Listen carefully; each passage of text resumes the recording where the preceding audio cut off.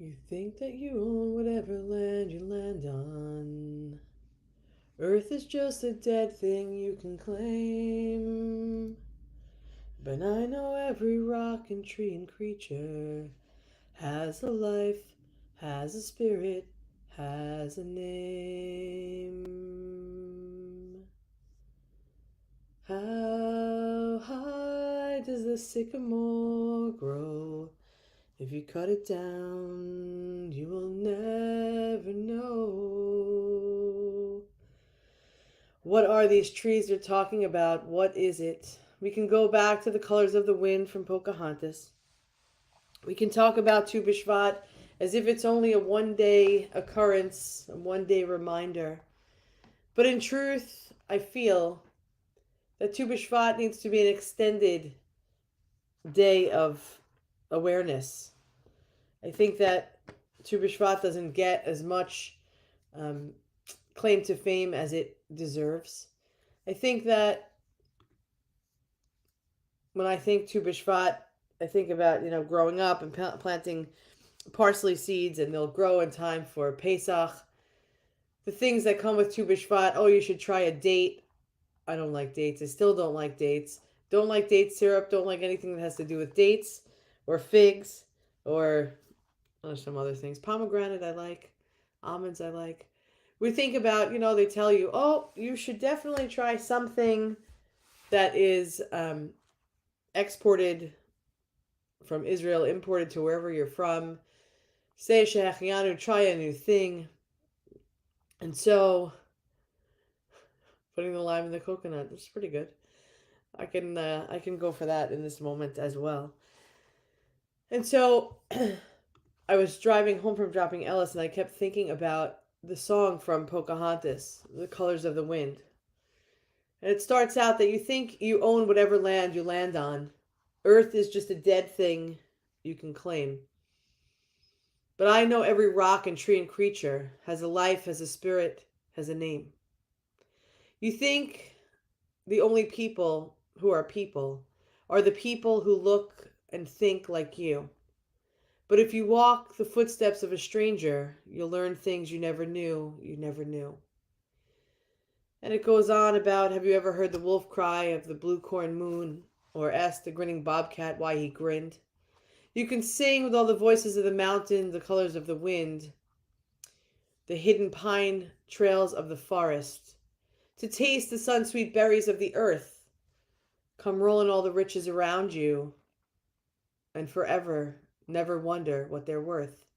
The rainstorm and the river are my brothers, the heron and the otter are my friends, and we are all connected to each other in a circle, in a hoop that never ends.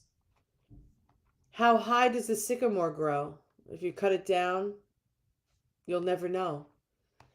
And you'll never hear the wolf cry of that blue corn moon, for whether we are white or copper skinned, we need to sing of all the voices of the mountain and paint with all the colors of the wind. You can own the earth, and still all you'll own is earth until you can paint with the colors of the wind. And so I don't know why this song came into my head. I'm not really sure. But I'm sure that its relevance in the season of Tu B'Shvat, rather than the one day of Tu B'Shvat, in the season of Tu B'Shvat, in the season of planting, in the season of reminding ourselves the importance of planting. I offer a teaching that was shared with me. It is a teaching of Rabbi Yael Levy. And of course, it just went off my screen, so give me 1/2 a second. I don't know what happened here. But I do know, and I'm very aware of the importance of trees, not just from, oh, we need trees for oxygen, for furniture, for housing, and things such as that. But they're our constant reminders of, yes, the roots and the trunks and the leaves. But have you ever seen a tree in a storm, a tree weather a storm and make it is the majority of trees, that they're able to swing and sway. When we think of the reeds of the sea or the reeds in a pond, they bend down and they come back up. We think about the weeping willows that catch the wind and they stay up as much as they can, and their leaves are bending and back they come. And so, too, we as humans need the reminder often that we try to stand as tall as we can, and we feel often that we're going to be knocked down. But the reminder is our ability to stand back up. That it's okay to have to bend, to have to roll with the punches. Today is the 11th yahrzeit of my grandmother, Rabbi Jay's mother, who we called with reverence but with love and affection Nanny. And so this teaching from Rabbi Yael just happened to fall out in the right time with the right purpose. She wrote a poem called The Minyan of Trees, for she was saying Kaddish for her uncle. And so tonight we'll say Kaddish for Rabbi Jay's mother, my grandmother. But this minyan of trees. The woods are white, hills and paths frozen with snow. Trees rising from hard ground stand strong and sure. Dark brown trunks greet my heart. Branches reach, making intricate patterns in the gray sky. In these winter woods, so much is revealed. I lift my eyes and count 10 trees. They are my minyan. Despair and fear, anger rise within me. Bitterness threatens my prayers. I reach for a tree, and I breathe its presence and trust. I lean my body against its trunk and close my eyes, and for a moment, I feel the one.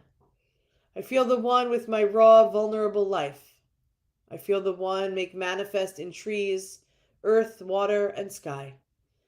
I feel the one here present, and for the moment, the bitterness becomes sweet. My prayers meander. As the strong branches dance in the wind, we are here, the tree whispers. You're not alone.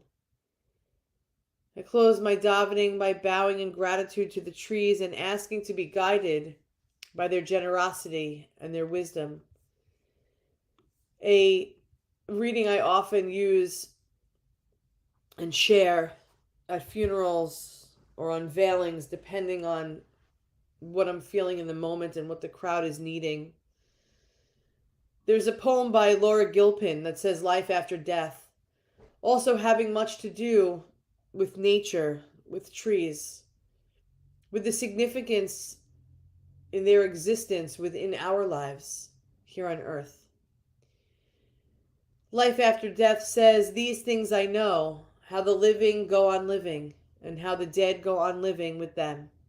So that in a forest, even the dead tree casts a shadow, and the leaves fall one by one, and the branches break in the wind, and the bark peels off slowly, and the trunk cracks, and the rain seeps in through the cracks, and the trunk falls to the ground, and the moss covers it. And in the spring, the rabbits find it and build their nest inside that dead tree, so that nothing is wasted in nature or in love. Dear friends, nothing is wasted in nature, and nothing is wasted in love. To remind ourselves of where we came from, the roots that are. To be able to stand tall, to stand straight, and to remind ourselves that sometimes that is impossible, but yet we do the best we can. As we are faced with things that are troubling, let us remember to be like the branches, reaching out to one another, connecting ourselves to community, praying for safety, praying for healing, praying for memories of our loved ones, that they should not go unnoticed or forgotten.